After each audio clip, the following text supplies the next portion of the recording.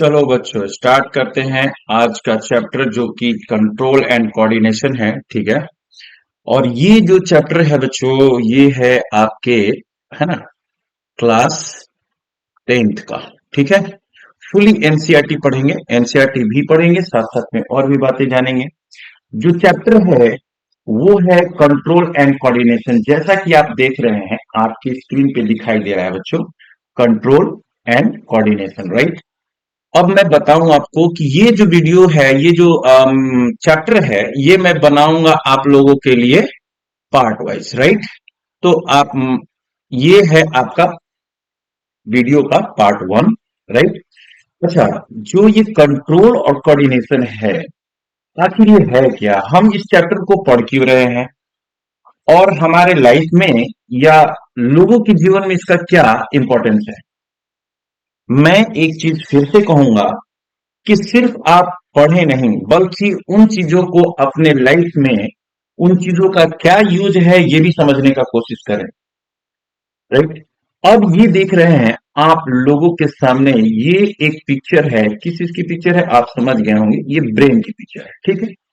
हम इस चैप्टर में ब्रेन के जो डिफरेंट पार्ट्स होते हैं ना उनके बारे में भी डील करेंगे, लेकिन अगले पार्ट में। आज जो है आपका स्टार्टिंग है, ठीक है, पार्ट 1 है इस चैप्टर की वीडियो। इस चैप्टर का जो मैं वीडियो बना रहा हूं उसका पार्ट 1 है। तो हम समझेंगे यहां पर, अब स्टार्ट करते हैं कंट्रोल एंड कोऑर्डिनेशन।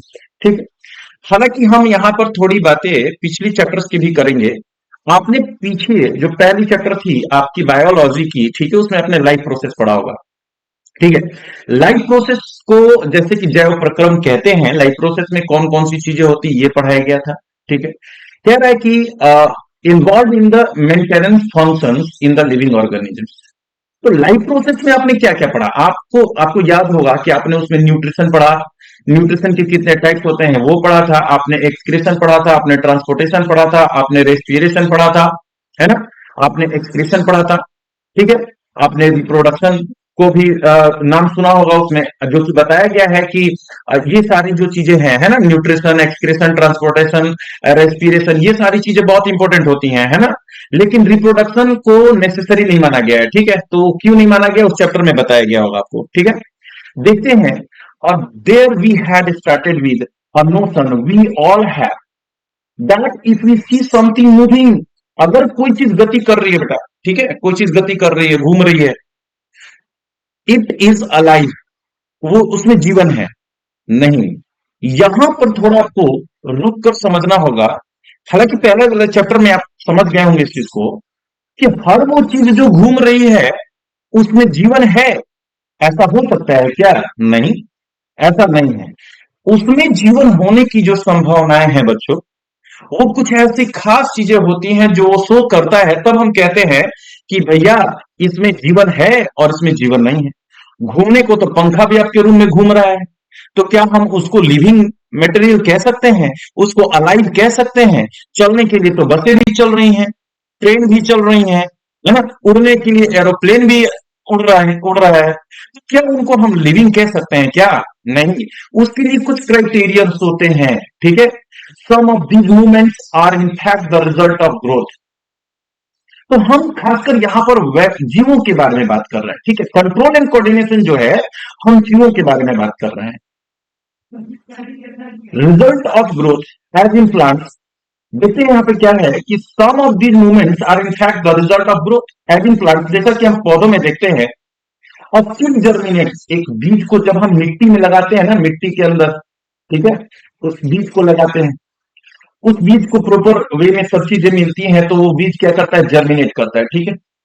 जब जर्मिनेट करेगा तो रेडिकल से उसके रूट्स और प्रीम्यूल से उसके शूट्स का फॉर्मेशन होता है, और वो मिट्टी से बाहर आने की कोशिश करता है। ठीक है। Germinates and growth and we can see that the seedlings, है ना, moves over the course of a few days. और वो जो कल तक बीज दिखाई दे रहा था, आज आपको एक छोटा सा, है ना, छोटा सा प्लांटलेट के रूप में नजर आता है। ठीक है। कुछ दिनों के अंदर it pushes soil aside and comes out, मिट्टी को ढकेलता है साइड बाय साइड नीचे की तरफ। इसकी जड़ों में ग्रोथ होता है, इसके सूट सिस्टम में, रूट सिस्टम में ग्रोथ होता है, इसके सूट सिस्टम में ग्रोथ होता है। ठीक है। मिट्टी को हटाता है। But if it growth what to be stop, अगर मान के चलेंगे कि इस सीड का, ये जो प्लांटलेट्स बना है, इसका ग्रोथ जो है ना, ग्रोथ जो है वो क्या हो जाए, स्टॉप हो जाए, this movements would not happen. ये जो आसपास आप इतनी सारी चेंजेस, क्रियाएं देख रहे थे ना, पत्तियों का निकलना, फूलों का खिलना, इस मिट्टी का हटना, है ना, ये सारे बदलाव नहीं देखने को मिलते। सम movements as in many animals and some plants are not connected with growth। भैया कह रहा है कि कुछ जो मूवमेंट्स होते हैं ना, ग्रोथ से कनेक्टेड नहीं होते हैं। आगे के चैप्टर में ये बहुत इंपॉर्टेंट है यहाँ पर, है ना, आगे के चैप्टर में, आगे के पार्ट्स में हम देखेंगे कि ये कह क्या रहा है। अब तो ये बात थी पौधे की, एक बीज का जो प्लांटलेट्स बनता है, प्लांटलेट्स बनने के बाद एक पौधा बनेगा, ठीक है। अब देखते हैं कि अ कैट इज रनिंग, एक बिल्ली जो है वो दौड़ रही है। चिल्ड्रन प्लेइंग ऑन स्विंग्स, झूले पर झूल रहे। बफेलो च्यूइंग कर्ड, जो भैंस है वो च्यूइंग कर्ड, पगुराई कर रही हैं, मुंह जो चलाते हैं। These are not movement cause by growth. ये जो मूवमेंट है ना, वो ग्रोथ की वजह से नहीं है, ये कुछ और रीजन है। और क्या रीजन है? एनसीईआरटी है भाई साहब, सवाल करती है आपसे, है ना, why do we associate such visible movements with life. अच्छा, ये कह रहा है कि ये जो चीजें चबा रही है, बच्चे दौड़ रहे हैं, बिल्ली दौड़ रही है, बच्चे झूले झूल रहे हैं, है ना, क्रिकेट के पिच पे लोग क्रिकेट खेल रहे हैं, आखिर इनको लाइफ से क्यों जोड़कर देखा जाता है? और पॉसिबल आंसर देखिए, कहता है कि हो सकता है कि एक संभावित उत्तर है, is that we think of movement as a response to change in the environment. Yes, ये जो मूवमेंट हो रहा है ना, एक तरह का रिस्पॉन्स है सर। और वो जो रिस्पॉन्स है उसके पीछे क्या हो सकता है? उस रिस्पॉन्स के पीछे बेटा रीजंस होते हैं, कुछ कारण हो सकते हैं, ठीक है, to a change in the environment of the organism. अगर कोई जीव है, वो कुछ कर रहा है अपने एनवायरमेंट में, तो उसके पीछे कोई ना कोई रीजन होगा, तभी वो एक रिस्पॉन्स दे रहा है। ये ध्यान में रखिएगा, बिना रीजन का कोई रिस्पॉन्स नहीं होगा, ठीक है।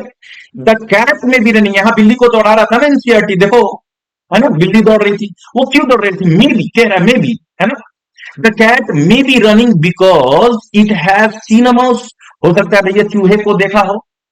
ये भी हो सकता है कि बिल्ली के पीछे कुत्ता पड़ा हुआ हो, इस वजह से बिल्ली दौड़ रही है। नॉट वन, अच्छा वो दौड़ क्यों रही थी? हो सकता है कोई रीजन है, या तो उसने चूहे को देखा, या तो उसके पीछे कोई कुत्ता पड़ा हो। Not only that, we also think of movement as an attempt by living organisms to use change in the environment, in their environment to their advantage। जीव जो है अपने जीवन को बनाए रखने के लिए, एनवायरमेंट में अपने आप को फिट रखने के लिए, है ना, जिंदा रखने के लिए, या अपने चीजों को पूरा करने के लिए वो क्या लाते रहता है? बदलाव लाते रहता है, ठीक है। Plants grow out into the sunshine, ठीक है। Children try to get pleasure and fun out of the swinging, बच्चे झूला झूल रहे थे, उनको मजा आ रहा होगा, है ना। बफेलो च्यूइंग द कड, वो अपने भोजन को क्यों बुराई कर रहे थे भैया, चबा क्यों रहे थे? Help break up tough food so as to be able to digest it better. हो सकता है कि वो जो भैंसे थी तो बुराई कर रही थी, च्यूइंग द कड कर रही थी, ताकि भोजन को जो टफ था उसको और छोटे छोटे टुकड़ों में तोड़ दिया जाए, ताकि वो अच्छे तरह से डाइजेस्ट हो जाए बेटा, ठीक है। तो मैं बता रहा हूं ना, कंट्रोल एंड कोऑर्डिनेशन ये बहुत इंपॉर्टेंट चैप्टर है ना। ये बता रहा है कि लोग जो करते हैं, जो जीव करता है, उसके पीछे रीजन क्या है ना। देखो कभी कभी क्या होता है, when bright light is focused on our eyes, जब भी कोई तेज रोशनी है ना हमारी आंखों पर पड़ती है, हम क्या करते हैं? अपनी पलकों को, है ना, गिरा लेते हैं, आंखों को ढक लेते हैं, है ना, ठीक है। When we touch a hot object, कभी कभी किचन में आप जाते हैं, आपको पता नहीं होता है कि वो बर्तन गर्म है, आप उसको छूते हैं। आप छूते ही क्या करते हो, कैसे इमेजिन करते हो? भैया बर्तन गर्म है, हाथ पीछे हटाओ। इतना स्लो चलोगे क्या? नहीं, फट से हाथ को पीछे खींचते हो, है ना, क्योंकि आपको पता है कि अगर मैं जल्दी से अपने हाथ को नहीं खींचा पीछे की तरफ, तो मेरी उंगलियां, मेरे हाथ जल सकते हैं, ठीक है। ऐसा क्यों किया? क्या चल रहा है आपके बॉडी में, क्या चल रहा है आपके ब्रेन में, कैसा आपके बॉडी और ब्रेन में अरेंजमेंट है जो आपको ये कर रहा है, करा रहा है ना। We detect the change and respond to it. जो चीजें हैं उनको हम महसूस करते हैं और उसके प्रति रिस्पॉन्स देते हैं, रिस्पॉन्ड करते हैं with it movement in order to protect ourselves. अब जो तेज रोशनी आई ना, हमने आंखों की पलकें बंद की, क्यों? क्योंकि वो हमारे लिए हानिकारक थी, है ना। वो गर्म बर्तन जैसे ही हमने टच किया, आपने टच किया, आपने हाथों को पीछे हटाया, क्योंकि आपको पता था कि अगर उंगली उसमें टच करेगी तो जलेगी, इस वजह से अपने आप को प्रोटेक्ट करने के लिए आपने किया। तो ये जो जितने भी फंक्शंस हो रहे हैं ना बेटा, उसके पीछे कुछ ना कुछ रीजंस हैं, है ना। आप देखिए, आपकी आंखें, आपके दोस्त है, आपका कोई क्लासमेट है, कहा कि भाई आंखें बंद कर, और किसी कोमल चीज से, स्मूथ चीज से आपके हाथों को सहला रहा हो, यू विल फील बेटर ना। लेकिन वही जो दोस्त है, अगर किसी रुखड़े सरफेस से, ईंट से आपके हाथों को रगड़ने लगे, कैसा महसूस होगा आपको? बहुत अच्छा लगेगा क्या? नहीं, आप हाथ पीछे खींच लेंगे। You are not feeling better at that time ना। आखिर ये जो चीजें, स्मूथनेस की, रफनेस की, हॉटनेस की, कोल्डनेस की, है ना, ये सारी चीजें कैसे महसूस कर रहे हैं आप? आपके बॉडी में कौन सा सिस्टम ऐसा काम कर रहा है? उन्हीं सारे सिस्टम्स के बारे में यहाँ पढ़ेंगे, है ना, इस चैप्टर कंट्रोल एंड कोऑर्डिनेशन के चैप्टर में। ठीक है, आगे बढ़ते हैं।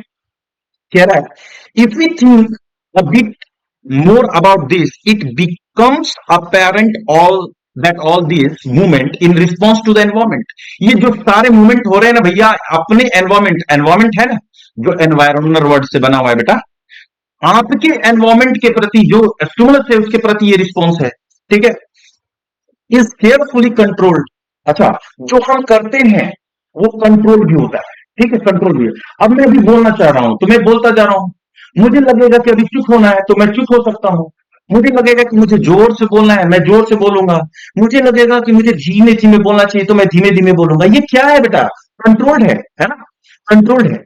ईच, कह रहा कि each kind of a change in the environment evokes an appropriate movement in response।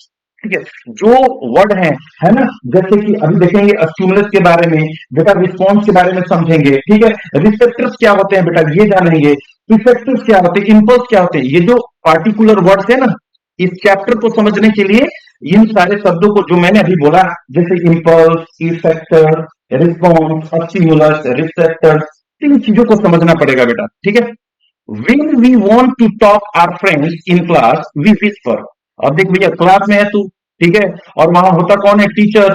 तो आप जोर जोर से चिल्लाते नहीं हो, अपने दोस्त के कान में क्या करते हो? काना फूसी करते हो, फुसफुसाते हो, विस्पर, है ना, rather than shouting loudly। जोर जोर से चिल्ला नहीं सकते हो, पता है कि टीचर पिछवाड़े पर देगा छड़ी, है ना। Clearly the movement to be made depends on the event that is triggering it।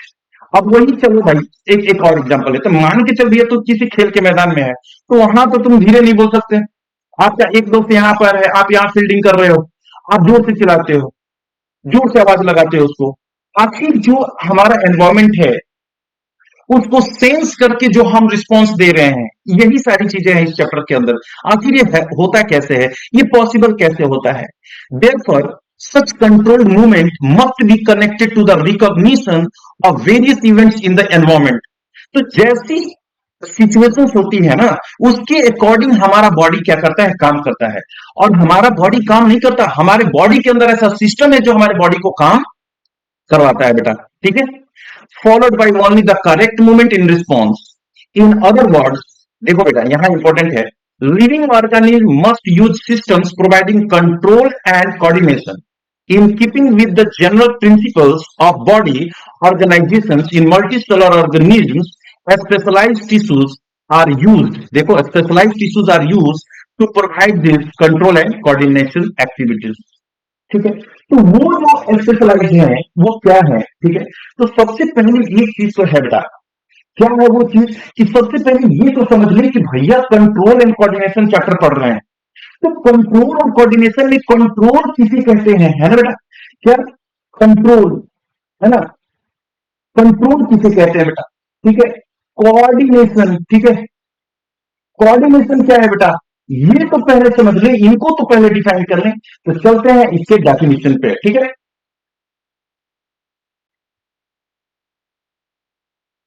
देखो बेटा, अब यहां पर जो हम आए हैं, ये जो आप देख रहे हो, ये क्या है? Control. First of all we are going to understand the definition of control here in biology, right. इसको आप लिख भी लेना, याद भी कर लेना बेटा, बहुत जरूरी है आगे के वीडियोस जो पार्ट में बनेंगे ना, उनको समझने के लिए। देखो, कंट्रोल होता क्या है? कंट्रोल को हिंदी में क्या बोलते हैं? नियंत्रण। It is the power. क्या है बेटा? पावर है। क्या है ये? पावर है ना, पावर, शक्ति, ऊर्जा। ठीक है, यहां पर देखेंगे। ठीक है, क्या कह रहा है? पावर है ना, ये जो है, ये कंट्रोल जो है, ये क्या है? पावर है एक तरह की। ठीक है, पावर है of restrain and regulation by which something can be started, याद रखना, पॉइंट याद रखना, स्टार्टेड या फिर स्लो डाउन या फिर स्टॉप। अब देख भैया तेरे बॉडी में कंट्रोल कैसे काम कर रहा है मैं तुम्हें समझाता हूं, है ना। देखो, आप मानकर चलो ये सड़क है और आप क्या कर रहे हो बेटा, तुम कर रहे हो साइकिल चला रहे हो, ठीक है। अब साइकिल मस्ती में चला रहे हो और सामने कोई आ जाए अचानक से, आप क्या करोगे, उसको धक्का मार दोगे? नहीं। आप क्या करते हो, ब्रेक ले लेते हो, ठीक है, ब्रेक ले लेते हो। उस साइकिल को आपने क्या कर दिया, रोक दिया। क्यों रोका भैया, क्योंकि कोई सामने आया, कोई सामने आया, स्टिमुलस हुआ, आपने साइकिल को रोका बेटा, ये तुम्हारा क्या हो गया, रिस्पॉन्स हो गया। धक्का तो नहीं मारते, ठीक है। आखिर ये साइकिल रुक कैसे गई, रुकी जो, इसी को क्या कहते, कंट्रोल कहते। आपके दिमाग ने कहा भैया साइकिल रुक, ठीक है। अब देखो आप क्या कर रहे हो, साइकिल, अब क्या हुआ कि मानकर चलो कि आप किसी फील्ड में, खेल के मैदान में खेल रहे हो, मान लो कि आप क्रिकेट ही खेल रहे हो, बैट्समैन ने क्या किया, बॉल को हिट किया, आप यहाँ फील्डिंग कर रहे हो बेटा, ठीक है। गेंद आपकी तरफ लुढ़कते हुए आ रही है, आपकी आंखों ने देखा, ब्रेन ने आपको मैसेज किया कि भैया दौड़, रन, रन कर, जल्दी दौड़, गेंद को पकड़ना है, ठीक है। आप अभी तक क्या किए थे, खड़े थे, अब क्या करने लगे, तेजी से दौड़ने लगे गेंद को पकड़ने के लिए। आपने दौड़ना स्टार्ट किया ना, स्टार्टेड, ठीक है। फिर जैसे गेंद को आपने पकड़ा, तेजी से गेंद को फेंक दिया, फिर आप क्या करेंगे, आपका मूवमेंट क्या हो जाएगा, स्लो डाउन हो जाएगा, और फिर आप अपनी जगह पर जाकर खड़े हो जाएंगे, stop. This is the example of what, control, ठीक है। तो कंट्रोल क्या है बेटा, it is the power of reaction. ऐसा तो नहीं है ना कि गेंद को पकड़ने के लिए आप गेंद पकड़ लिए और दौड़े जा रहे हो, दौड़े जा रहे हो, गोल गोल गोल गोल दौड़े जा रहे हो, ठीक है, ऐसा तो नहीं होता है। आपका ब्रेन कहता है कि भैया गेंद को पकड़ लिए तो जल्दी से अगले फील्डर को दो, है ना। अब साइकिल यहां पर जो आपने रोक दी थी, तो ये आदमी के हट जाने, ये जानवर के हट जाने के बावजूद भी आप साइकिल यहां रोके नहीं रखोगे ना, आप आगे बढ़ाओगे, फिर स्टार्ट करोगे। जहां आपको लगेगा कि धीमे चलना है, धीमे चलाओगे, जहां लगेगा कि तेज चलाना है, तेज चलाओगे। कोई ना कोई सिस्टम तो है बेटा आपकी बॉडी में जो काम कर रहा है, जो आपके बॉडी को कंट्रोल करता है, आपके बॉडी के द्वारा किसी चीज को कंट्रोल कराता है, ठीक है। आगे बढ़ते हैं बेटा, ठीक है। आगे बढ़ेंगे हम किस चीज के बारे में, तो हम देखेंगे किस चीज को, कोऑर्डिनेशन को बेटा, ठीक है। कोऑर्डिनेशन जो है इसको समन्वय कहा कहते हैं, ठीक है। कोऑर्डिनेशन को क्या कहेंगे, समन्वय कहेंगे। मैं फिर से कह रहा हूं कि डेफिनेशंस को बेटा अपनी नोटबुक में नोट कर लेना है, इनको याद करना जरूरी है, समझना जरूरी है बेटा, ठीक है।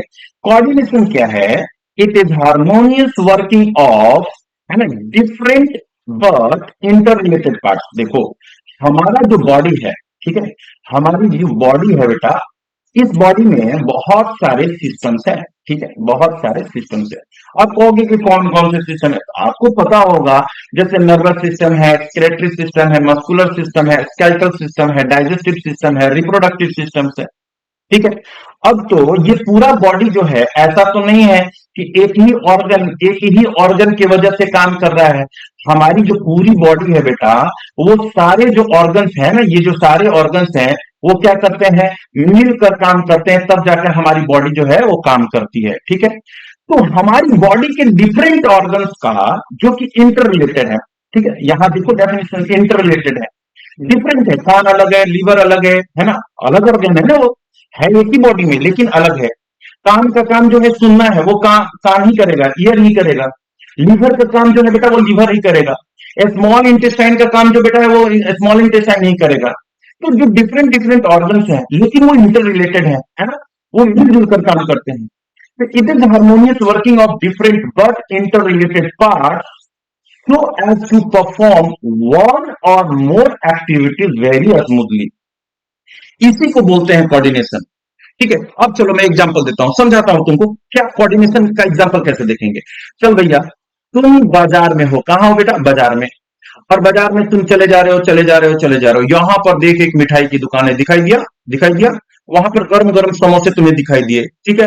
अब लगी है तुमको भूख, समोसे को देख कौन रहा है, तुम्हारी आईज, ठीक है बेटा। अब तुम्हारे ब्रेन कहता है चल भाई दुकान पे चल, तो चलने के लिए तुम्हारे हेल्प कौन कर रहा है, तुम्हारे लेग्स। और गए तो भैया ऐसे तो उठा नहीं लोगे, आप बातें करोगे, तो बात करने के लिए आपके पास क्या है, माउथ, ठीक है। उनसे बातें करते हो दुकानदार से, फिर आप उनको पैसे देते हो और समोसों को लेते हो, किसके बदौलत? हाथों की बदौलत बेटा, ठीक है। अब समोसे लिए तो देखो गर्म नहीं होना चाहिए, ज्यादा मुंह में मत डाल लेना, ठीक है। अब समोसे को कहाँ डालोगे? माउथ, ठीक है। अब माउथ के अंदर कौन है बेटा? टीथ। और कौन है बेटा? टंग, ठीक है। अब उसको चबा कौन रहा है? माउथ के अंदर टीथ और टंग, ठीक है। अब वहां से कहां चला जाएगा बेटा? आपके स्टोमक में, ठीक है। स्टोमक में चला गया, स्टोमक में कुछ पार्शियली डाइजेस्टेड हुआ, उसके बाद कहां चला गया बेटा? स्मॉल इंटेस्टीन में, ठीक है, स्मॉल इंटेस्टीन में, यहां जाकर डाइजेस्ट हुआ। तो देखो खाना क्या था?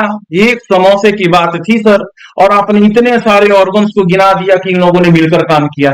बेटा देखो समोसा सिर्फ खाना था, और इतने से काम के लिए देखो आपके बॉडी की ये सारे ऑर्गन ने मिलकर काम किया। This is the example of coordination बेटा, दैट इज कॉल्ड समन्वय, है ना। हमारे बॉडी के अंदर जब भी कोई फंक्शन होता है, हमारा बॉडी जब भी कोई काम करता है, तो वो सारे ऑर्गन्स जो होते हैं मिलजुल कर काम करते हैं, इसी को कोऑर्डिनेशन कहते हैं, ठीक है। तो now you can understand the definition of control and coordination. अब थोड़ा सा आगे बढ़ते हैं, ठीक है बेटा, चैप्टर पे आते हैं, ठीक है, चैप्टर पे आते हैं। अब देखो यहां पर है एनिमल नर्वस सिस्टम, ठीक है, एनिमल्स। हम किसके बारे में बात करें? एनिमल्स के बारे में बात करें। अब देखो ऑर्गेनिज्म के अंदर बात करेंगे भैया, देखो ऑर्गेनिज्म के बारे में बात करते हैं, ठीक है, ऑर्गेनिज्म। तो भैया आपको प्लांट्स भी और आपके एनिमल्स भी, है ना, समझ में आ रहा है? इन दोनों के बारे में देखना है इस चैप्टर के अंदर, ठीक है। अगले पार्ट में डालूंगा इन सबको। नर्वस सिस्टम इन एनिमल्स, सब control and coordination are provided by nervous and muscular tissues, nervous and muscular tissues, ठीक है। मैंने बोला था अभी नर्वस सिस्टम होता है, मस्कुलर सिस्टम होता है, स्केलेटल सिस्टम होता है। तो ये जो न्यूरॉन है, जो नर्व्स है, इनके बारे में आपने क्लास 9th में भी पढ़ा था, ठीक है। अब देखो आगे बढ़ते हैं, कहता है कि टचिंग ऑफ हॉट ऑब्जेक्ट, ठीक है, यहां देखो टचिंग ऑफ हॉट ऑब्जेक्ट। अभी भी कुछ देर पहले मैंने एग्जांपल दिया था, किसी गर्म वस्तु को आप छूते हैं तो क्या कर लेते हैं? गर्म रहता है तो उसको पकड़े रहेंगे क्या? नहीं भैया, आपको पता है, आपके ब्रेन को पता है कि ज्यादा देर तक किस चीज को पकड़ेंगे ना तो मेरी हाथें जल जाएंगी, है ना। Touching hot object is an urgent and dangerous situation for us. ये कैसे पता चला भैया कि ये हमारे लिए डेंजरस है? कोई ना कोई तो हमारे बॉडी के अंदर बैठा हुआ है जो हमको ये बता रहा है कि गर्म वस्तु मत छुए। अब आप देखो, आप बर्फ को कुछ देर तक छू सकते हो, आग में हाथ डाल दोगे क्या? नहीं डालोगे, आपको पता है, क्या पता है, क्या हाथ अगर आग में डाला मेरे हाथ जल जाएंगे, ये डेंजरस हो सकता है मेरे लिए, ये मेरे लिए क्या हो सकता है? डेंजरस हो सकता है, ठीक है। You need to detect it, है ना। हमें क्या है कि इसको पता लगाना पड़ता है, हमारा बॉडी इसको डिटेक्ट करता है, पता लगाता है, एंड रिस्पॉन्ड टू इट। मैं बोला ना, अभी एग्जांपल दिया था क्लासरूम के अंदर कि आपकी आंखों पर पट्टी मान दिया आपका दोस्त, किसी स्मूथ चीज से आपके हाथों पर रब कर रहा है, आपको अच्छा लगता है, कर भाई और कर। लेकिन वही दोस्त अगर किसी रफ सरफेस से, है ना, हाथों को रगड़ने लगे तो आपको क्या प्रॉब्लम होगी? आपको बुरा लगेगा, आपको अच्छा फील नहीं होगा, आपको दर्द होगा, पेन होगा। तो आप उसके प्रति क्या करोगे? रिस्पॉन्स करोगे। तो कहीं ना कहीं उन चीजों को रिसीव करना और फिर बॉडी से उसके प्रति रिस्पॉन्ड कराना आपके बॉडी में ये चल रहा होता है। तो ये हमसे भी करेंगे कि how do we detect that we are touching hot object? कैसे पता चलेगा कि वो हमको स्मूथ सरफेस से रगड़ रहा है, कि रफ सरफेस से रगड़ रहा है, या फिर हम ठंडी चीज को छू रहे हैं, या फिर गर्म चीजों को छू रहे हैं? All information from our environment is detected by the specialized tips of some nerve cells। अब देख बच्चे, यहां जो आप देख रहे हो ये जो है, ये आपका जो ड्राइंग आप देख रहे हो, ये आपका न्यूरॉन है। क्या है बेटा? देखो न्यूरॉन है, आप देखो नीचे देखो, यहाँ पर सब लिखा है ना, फिगर ए न्यूरॉन, ठीक है, न्यूरॉन है। और ये जो डिफरेंट है, डिफरेंट डिफरेंट इसके पार्ट्स हैं बेटा, इनके बारे में भी हम बात करेंगे, ठीक है, सबको समझना जरूरी है। स्पेशलाइज्ड टिप्स ऑफ सब नर्व्स, दीज रिसेप्टर्स आर, अब देख बेटा रिसेप्टर आ गया, ठीक है। और थोड़ा सा ये रिसेप्टर क्या होता है, इफेक्टर क्या होता है, स्टिमुलस क्या होता है, ये समझ लेते हैं, तब आगे बढ़ते हैं, ठीक है। अब अब आते हैं सबसे पहले बेटा, हम समझेंगे स्टिमुलस को, ठीक है, स्टिमुलस को। स्टिमुलस जिसको उत्तेजना भी कह सकते हैं, प्रेरणा भी कह सकते हैं, ठीक है। स्टिमुलस क्या है? It is an agent. Agent कह लो बेटा, कोई दिक्कत नहीं है। इसको फैक्टर कह लो बेटा, कोई दिक्कत नहीं है। इसको कोई केमिकल कह लो बेटा, कोई दिक्कत नहीं है। यानी कि स्टिमुलस आपके आसपास का कोई एजेंट भी हो सकता है, कोई फैक्टर भी हो सकता है, कोई केमिकल भी हो सकता है। और क्या हो सकता है? चेंज इन एक्सटर्नल, यानी कि एक्सटर्नल मीन्स बाहरी परिवेश में कोई परिवर्तन, या फिर इंटरनल एनवायरमेंट, या आपके शरीर के अंदर कोई परिवर्तन, which brings about a reaction. अब ये जो एजेंट है इसके वजह से, या इस फैक्टर की वजह से, या इस केमिकल की वजह से, या बाहर के एनवायरमेंट में बदलाव की वजह से, या आपके बॉडी के अंदर बदलाव की वजह से एक तरह का रिएक्शन होगा। क्या आता है? एक तरह का रिएक्शन आता है, ठीक है, इन द ऑर्गेनिज्म। और उसी को क्या कहते हैं? स्टिमुलस कहते हैं। क्या कहते हैं? जिस चीज की वजह से आपके आपके अंदर या आपके बॉडी के ऊपर कोई बदलाव आया, आपने कुछ किया, उसको क्या कहेंगे? स्टिमुलस कहेंगे, ठीक है, स्टिमुलस कहेंगे। अब जैसे मानकर चले कि आप कोई ये गर्म कोई बर्तन है, ठीक है, गैस पे रखा हुआ था, ठीक है, अब ये गर्म है, तो आपने इसको अपने हाथों से क्या किया बेटा? टच किया। क्या किया? टच किया, ठीक है, टच किया। क्या करोगे? पकड़े रहोगे कि हाथ हटाओगे? जाहिर सी बात हटाओगे। क्यों हटाया? क्योंकि ये जल रहा था, ये जलन हो रही थी हाथों में। ये आपने हाथ हटाया, आपने रिस्पॉन्स दिया, ठीक है, क्या दिया बेटा? रिस्पॉन्स दिया। क्यों रिस्पॉन्स दिया? क्योंकि आपका हाथ जल रहा था। ये हाथ का जो जलन है, ये जो जलन हो रहा था, ये किसकी वजह से दिया आपने? इस जलन की वजह से। यही आपका स्टिमुलस हुआ, ठीक है, ये स्टिमुलस हुआ। आप चल रहे थे, चलो भाई आज हरी हरी घासों पे नंगे पांव टहलते हैं, और घासों के बीच में एक नुकीला कांटा था बेटा। पैर में चुभा, पैर को आपने पीछे हटाया, पैर को आपने पीछे हटाया, चुभा। तो आप कांटे पे पैर जबरदस्ती रखेंगे क्या? नहीं रखेंगे ना, पैर को हटाएंगे पीछे बेटा। पैर को क्यों हटाया? पैर को हटाना पीछे क्या कहलाया? रिस्पॉन्स। लेकिन पैर हटाया क्यों? चुभन की वजह से। ये चुभन क्या है इस तरह का? स्टिमुलस। क्या हो रहा है बेटा? Stimulus. Stimulus is an agent, factor, chemical or change in external or internal environment which brings about a reaction in the organism। चलो, गर्मी का मौसम है, सड़क पर आप चले जा रहे हो, आपको कड़ी धूप लग रही है, मन में आ रहा है चलना भाई किसी छांव से चलते हैं, गली से चलते हैं जहां पर छांव मिले, है ना। तो आप छांव में चलने को मजबूर हुए। क्यों? तेज रोशनी की वजह से, तेज धूप की वजह से। अब जिसकी वजह से आप ये काम कर रहे हो, वो वजह क्या कहलाया? स्टिमुलस कहलाया बेटा। क्या कहलाया? स्टिमुलस कहलाया। अब स्टिमुलस समझेंगे तो साथ साथ में तो रिस्पॉन्स को भी समझना पड़ेगा बेटा, ठीक है। क्या करना पड़ेगा? रिस्पॉन्स को भी समझना पड़ेगा। आओ देख लेते हैं बेटा रिस्पॉन्स क्या है, ठीक है। देखो, रिस्पॉन्स, रिस्पॉन्स को क्या बोलते हैं हम लोग बेटा? रिस्पॉन्स को प्रतिक्रिया बोलते हैं। क्या बोलते हैं? रिस्पॉन्स मीन्स प्रतिक्रिया। स्टिमुलस जो है उसके प्रति आपने जो एक्टिविटी किया बेटा, ठीक है, स्टिमुलस के अगेंस्ट, ठीक है, स्टिमुलस के अगेंस्ट आपने जो एक्टिविटी की उसको क्या बोलते हैं? रिस्पॉन्स बोलते हैं। क्या बोलते हैं? रिस्पॉन्स बोलते हैं, ठीक है।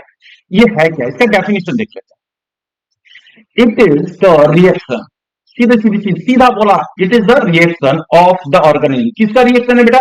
ऑर्गेनिज्म का रिएक्शन है टू स्टिमुलस। किसी स्टिमुलस के प्रति जो रिएक्शन हो रहा है उसको क्या बोलेंगे? रेस्पॉन्स बोलते हैं। क्या बोलते हैं? रिस्पॉन्स, ठीक है। क्या बोलते हैं? रिस्पॉन्स।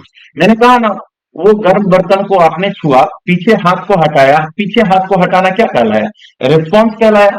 कड़ी धूप लग रही थी, आप छांव में गए, छांव में जाना क्या हुआ? रिस्पॉन्स हुआ। आपको बहुत तेज प्यास लगी थी, प्यास की वजह से आपने पानी पिया, पानी पीना रिस्पॉन्स हुआ। लेकिन वो जो तेज प्यास थी वो क्या था? आपका स्टिमुलस, ठीक है, स्टिमुलस। अब देखेंगे यहां नोट में देख लेना बेटा, for perceiving stimuli and providing response the nervous system require. दो चीजें की रिक्वायरमेंट होती है बेटा, एक होती है रिसेप्टर और दूसरी चीज होती है बेटा इफेक्टर, ठीक है। एक रिसेप्टर और दूसरी चीज क्या होती है? इफेक्टर, ठीक है। रिसेप्टर क्या होते हैं?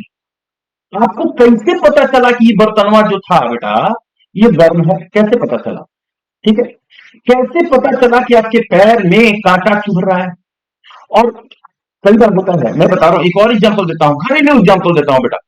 घरों में अक्सर क्या होता है ना, मस्कीटो कॉइल देखा आपने, ये गोल गोल वाला, गोल गोल वाला, गोल गोल वाला। कई बार लोग ना उसको जलाकर बेड के नीचे रख देते हैं। आप कमरे के अंदर इंटर किया, आपने देखा नहीं, और आपके पैर में धीरे से वो टच करता है, जलता हुआ मस्कीटो कॉइल। जैसे ही जलता है आप क्या बोलते हो, भैया मेरा पैर जल रहा है, पैर हटाओ, ऐसा सोचते हो क्या? नहीं। जैसे ही जलन होती है आप अपने पैर को पीछे हटाते हो। आखिर वो जलन को कौन रिसीव किया और आपके पैर को पीछे हटाने का निर्देश कौन दिया? कहीं ना कहीं एक बॉडी में सिस्टम है जिनको हम रिसेप्टर और इफेक्टर्स के बारे में पढ़ते हैं। ठीक है, तो चलो अब समझ लेते हैं बेटा कि रिसेप्टर्स क्या होते हैं। ठीक है, देखिए रिसेप्टर्स को जो है हम लोग जैसे ग्राही बोलते हैं, क्या बोलते हैं? ग्राही। ठीक है, क्या बोलेंगे? ग्राही। रिसेप्टर्स क्या होते हैं? रिसेप्टर्स बेटा आपके बॉडी में लगे सेल्स हो सकते हैं, या आपके बॉडी के टिश्यूज हो सकते हैं, या कोई ऑर्गन हो सकता है। सर रिसेप्टर सेल्स भी होते हैं क्या? हाँ भाई होते हैं। टिश्यूज भी हो सकते हैं, हाँ होते हैं, नो डाउट होते हैं। ऑर्गन्स भी हो सकते हैं, नो डाउट रे भैया, मैं बोल रहा हूं कि रिसेप्टर्स आपके सेल्स भी हो सकते हैं, टिश्यूज भी हो सकते हैं, ऑर्गन्स भी हो सकते हैं। ठीक है, विच आर केपेबल, भैया इनके अंदर क्या योग्यता है, क्या मेरिट है, क्या क्षमता है ऑफ रिसीविंग पार्टिकुलर स्टिमुलस। सीधी सीधी बात, नो बकवास। स्टिमुलस को जो रिसीव करता है उसको रिसेप्टर कहेंगे, स्टिमुलस को जो रिसीव करता है उसको रिसेप्टर कहेंगे। वो सेल्स भी हो सकते हैं, टिश्यूज भी हो सकते हैं, ऑर्गन्स भी हो सकते हैं बेटा। ठीक है, तो कह रहा है कि they are cells, tissues and organs which are capable of receiving particular stimuli and initiate impulse to pick up by sensory nerve. अच्छा, इसको कौन रिसीव करेगा? Sensory nerve. ठीक है, तो रिसेप्टर का काम है क्या कि उस स्टिमुलस, जो स्टिमुलस है, ठीक है, उसको रिसीव करना। ठीक है, उसको क्या करना बेटा? रिसीव करना। उसको रिसेप्टर्स बोलते हैं। अब रिसेप्टर्स की बात आ गई। ठीक है, रिसेप्टर्स की बात आ गई बेटा, तो यहां पर कुछ रिसेप्टर्स के बारे में बात तो करना बनता है। अब वो कौन कौन से रिसेप्टर्स हैं देखो। कुछ रिसेप्टर्स हैं जैसे फोटो रिसेप्टर का आपने नाम सुना होगा बेटा। ठीक है, फोटो रिसेप्टर्स का नाम सुना होगा। फोटो रिसेप्टर्स का नाम सुना होगा। फोटो रिसेप्टर्स क्या करते हैं बेटा? ये डिटेक्ट करते हैं, किस चीज को डिटेक्ट करते हैं बेटा? लाइट को डिटेक्ट करते हैं। ठीक है ना? और क्या करते हैं? फॉर्म फॉर्म इमेज, इमेज बनाते हैं बेटा। ठीक है, कौन? Photo receptor. देखना बेटा, फोटो का मतलब क्या होता है? लाइट होता है, लाइट होता है ना? तो ये लाइट को डिटेक्ट करते हैं, फॉर्म इमेज को, है ना? और होते कहां है बेटा? आपकी प्यारी प्यारी आंखों के अंदर फोटो रिसेप्टर। दूसरी चीज है, दूसरी चीज क्या है? एक आता है बेटा गस्टेटो रिसेप्टर। क्या होता है गस्टेटो? रिसेप्टर्स होते हैं। अब गस्टेटो रिसेप्टर का क्या काम है? ठीक है, इसका काम है भैया टेस्ट को बताना। क्या बताना बेटा? टेस्ट को बताना। ठीक है, टेस्ट को, टेस्ट का पता करना। अच्छा, टेस्ट का पता कैसे चलेगा? टेस्ट कहां पता चलता है बेटा? टंग के अंदर। और टंग में क्या लगा हुआ है बेटा? क्या लगा हुआ है टंग के अंदर? बताओ। टेस्ट बर्ड्स होते हैं। गुड, टेस्ट बर्ड्स होते हैं। ठीक है, स्वाद कलिकाएं जिनको कहते हैं। तो गस्टेटो रिसेप्टर का काम है टेस्ट को डिटेक्ट करना। ठीक है, और ये होता कहां है बेटा? ठीक पे होता है ना? टंग में। ठीक है, उसी प्रकार से होता है आपका एक थर्मो रिसेप्टर। ठीक है, मैं रिसेप्टर की बात कर रहा हूं। क्या होता है? Thermo receptor. अच्छा, थर्मो रिसेप्टर का क्या काम है बेटा? इसका काम है डिटेक्ट करना किस चीज को? Heat and cold. ठीक है बेटा, हीट एंड कोल्ड को डिटेक्ट करना। और ये होता कहां है? आपके बेटा स्किन में होता है। होता कहां है? ये स्किन के अंदर होता है। ठीक है, उसी तरह से एक और बात करेंगे, एक और बात करेंगे। ठीक है, एक और बात करेंगे। उसको बोलते हैं ऑल्फैक्टो रिसेप्टर। क्या बोलते हैं बेटा? ऑल्फैक्टो, ऑल्फैक्टो रिसेप्टर।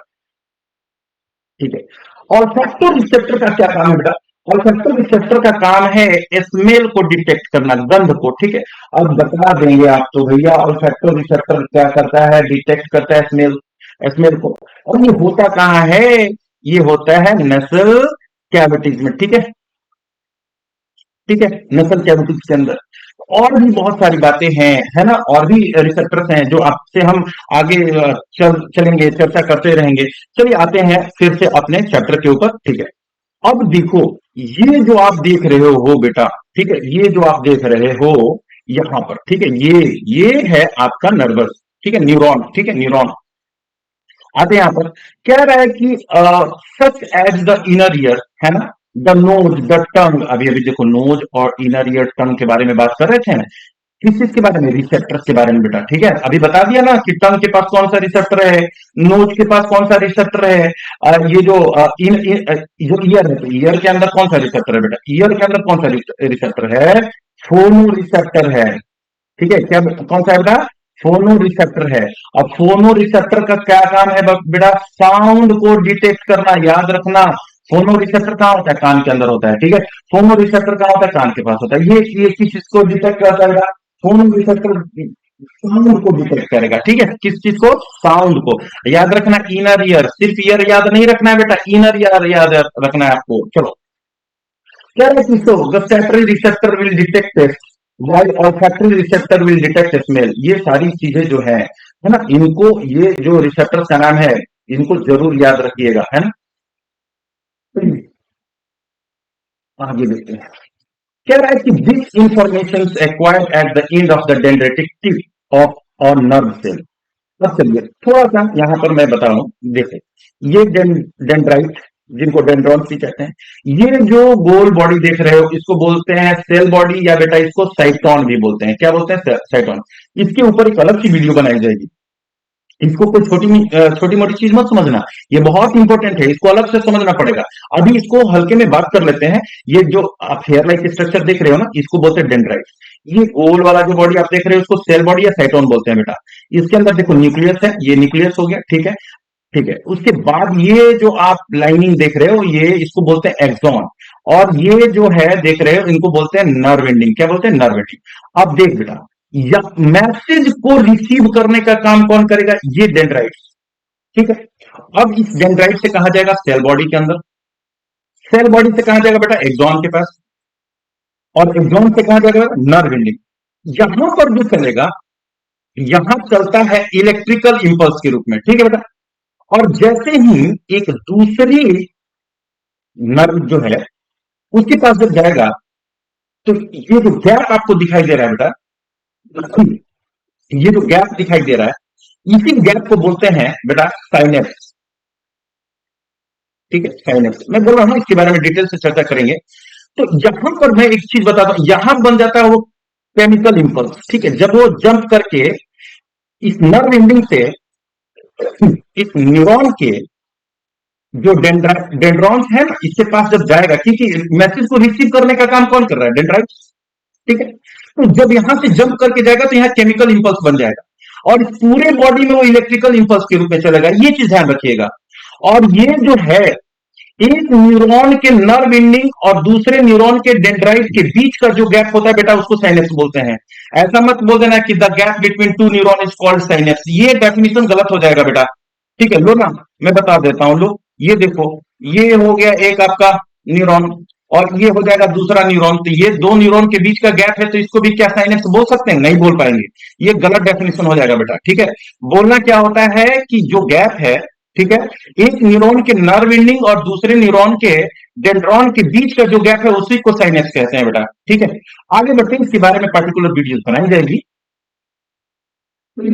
कह रहा है कि electrical impulse, this impulse travels from the dendrite, देखो मैंने अभी भी बताया, to the cell body. Cell body के बाद बेटा कहां जाएगा? एक्सॉन। एक्सॉन के बाद कहां चला जाएगा? नर्व एंडिंग के पास। At the end of axon, the electrical impulse shift of the release of some chemicals. ये जो अब जो है यहां देखो, जब मैंने बोला ना कि यहां से जब जंप करेगा इसके ऊपर, तो ये केमिकल इंपल्स बन जाएगा बेटा। तो वो जो केमिकल्स है ना, केमिकल्स हैं, उनको क्या कहते हैं? ठीक है, रिलीज फ्रॉम केमिकल्स। अब ये केमिकल्स वो कहते हैं न्यूरो ट्रांसमीटर मॉलिक्यूल्स। क्या कहते हैं बेटा? Neuro transmitter molecules. This chemicals cross the gap और साइनेप्स, मैंने यहां अभी अभी साइनेप्स के बारे में बताया, ठीक है। And start a similar electrical impulse, फिर दूसरे न्यूरॉन पर जब जाएंगे, तो वो इलेक्ट्रिकल इंपल्स फिर से शुरू हो जाएगा in a dendrite to the next neuron. This is a general scheme of how nervous impulse travel in the body. A similar synapse finally allow delivery of such impulses from neurons to one other cells, such as muscle cells or gland. ठीक है, फिर वहां से neuron के बाद फिर वो sales को या टिश्यूज को या अदर जो ऑर्गन्स या ग्लैंड्स, उनको वो मैसेज को दे दी जाती है। वहां जो रिसीव करेगा रिसेप्टर, जो इफेक्ट दिलाएगा उसको effector, there's no surprise that nervous tissue is made up of an organized network of nerve cells or neurons. देख भाई नर्वस टिश्यू किस चीज का बना होता है? न्यूरॉन्स का, फिर नर्व सेल्स का, न्यूरॉन या नर्व सेल्स का। एंड इज स्पेशलाइज फॉर, और ये इसकी इसमें महारत हासिल होती है किस काम के लिए? For conducting information via electrical impulse from one part of the body to another. यहां पॉइंट को याद रखना बेटा, ठीक है। अब यहाँ पर कुछ बेसिक क्वेश्चन वगैरह है, इनको देखेंगे, ठीक है। कह रहा है कि फिगर 7.1 में identify the parts of neuron, ठीक है। मैं बोला हूं कि न्यूरॉन के अलग से वीडियो बनाऊंगा। Where information is required, through which information travels as an electrical impulse, where this impulse must be converted into chemical signals. तो ये सारी बातें तो अभी मैं बता चुका हूँ, ये सारी बातें बता चुका हूँ, ठीक है। इसके बेसिक जो क्वेश्चन है इनको करने की कोशिश करेंगे। ये एक्टिविटी है एक तरह का। Is there a difference in how sugar and food taste if your nose is block? देखो भाई, अगर तबीयत ठीक है तो सर्दी जुकाम नहीं हुआ है, उस समय भोजन का टेस्ट अलग होता है, लेकिन जैसे ही सर्दी जुकाम होगा आप बोलते हो मम्मी भोजन का टेस्ट तो नहीं आ रहा, ठीक है। If so why might this be happening? ऐसा आखिर क्यों हो रहा है, ठीक है। ये आगे देखेंगे। आगे का जो चैप्टर है हम लोगों का बेटा, ठीक है, वो हम लोग पढ़ेंगे इस बात पर। रिफ्लेक्स एक्शन के बारे में अगले वीडियो बनाई जाएगी, रिफ्लेक्स एक्शन के बारे में, और अगर अलग से न्यूरॉन्स के बारे में भी वीडियोस बनाई जाएगी, ठीक है। तो थोड़ा सा और जो जानकारी रह गई है उसके ऊपर चलते हैं हम लोग। क्या है वो? हम लोगों ने रिसेप्टर के बारे में बात कर लिया, ठीक है। अब हम लोग देखते हैं वो जो मैं बता रहा था ना इम्पल्स, किस चीज के बारे में बता रहा था? इम्पल्स के बारे में, ठीक है। मैं बोल रहा था कि ये जो है न्यूरॉन, ठीक है, ये हो गया इसका डेंड्रॉन, ये उसका सेल बॉडी हो गया, ये जोन हो गया, ये नर्व एंडिंग हो गया। तो यहां से इलेक्ट्रिकल इंपल्स चला, यहां भी इलेक्ट्रिकल इंपल्स, यहां भी इलेक्ट्रिकल इंपल्स, ठीक है, यहां भी इलेक्ट्रिकल इंपल्स रहता है। लेकिन जैसे ही साइनेप्स को पार करता है वहां बनता है बेटा केमिकल इंपल्स। हालांकि तो इलेक्ट्रिकल इंपल्स मैं बोल रहा हूं, केमिकल इंपल्स बोल रहा हूं, सबसे पहले समझ लेते हैं ना कि इंपल्स होता क्या है बेटा, ठीक है। It is self propagated electrical current that runs along the surface of the nerve. ये नर्व के सरफेस पर क्या करता है बेटा? रन करता है ना, नर्व फाइबर पे। फॉर पैसेज ऑफ इंफॉर्मेशन, ठीक है, सूचनाओं को ले जाने ले आने का काम करता है। और ये कहां रन करता है? नर्व फाइबर पर, ठीक है, ताकि हमारी जो इंफॉर्मेशन है एक पार्ट से दूसरे पार्ट और उस पार्ट से फिर अलग पार्ट पे जा सके। अब चीजें जो है हम देखेंगे किसके बारे में? इफेक्टर के बारे में, ठीक है। रिसेप्टर पढ़ लिया, इफेक्टर के बारे में देख लेते हैं, ठीक है। इफेक्टर के बारे में,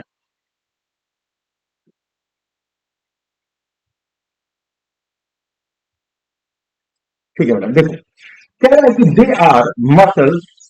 अब इफेक्टर्स मसल्स की कैटेगरी में हो सकते हैं, ग्लैंड्स की कैटेगरी में हो सकते हैं, टिश्यूज की कैटेगरी में हो सकते हैं, और बेटा सेल्स के, ठीक है, इफेक्टर्स हो सकते हैं। मसल्स भी हो सकते हैं, ग्लैंड्स भी हो सकते हैं, टिश्यूज भी हो सकते हैं, सेल्स भी हो सकते हैं।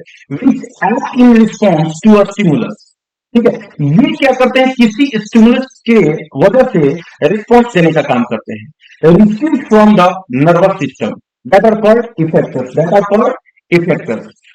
मैं अब समझता हूं कि आप जो है आपने इन चीजों को रिसेप्टर्स के बारे में समझा, इफेक्टर्स के बारे में समझा, स्टिमुलस के बारे में समझा, इंपल्स के बारे में समझा, कंट्रोल के बारे में समझा, कोऑर्डिनेशन के बारे में समझा, ठीक है, रिस्पॉन्स क्या होता है ये समझा, ठीक है।